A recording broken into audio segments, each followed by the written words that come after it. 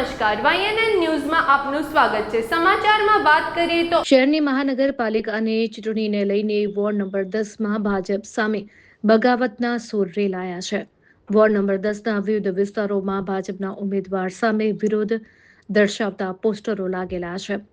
ભાજપના ઉમેદવાર યોગ્ય નથી તેવા લખાણ સાથેના પોસ્ટરો જોવા મળતા આંતરિક અસંતોષ બહાર આવ્યો છે। વોર્ડ નંબર 10ના ભાજપા ઉમેદવાર અવની સ્ટેમ્પવાળાની વિરોધમાં આ પોસ્ટર વોર શરૂ થયો છે। અવની સ્ટેમ્પવાળાને મળેલી ટિકિટથી સ્થાનિક મતદારો અને પાયાના કાર્યકરોમાં ભારે નારાજગી જોવા મળી રહી છે।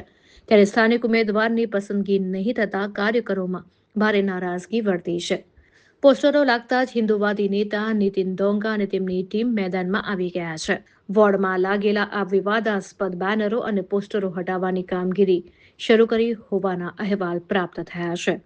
રિપોર્ટર રાહુલ રાજપૂત, વડોદરા।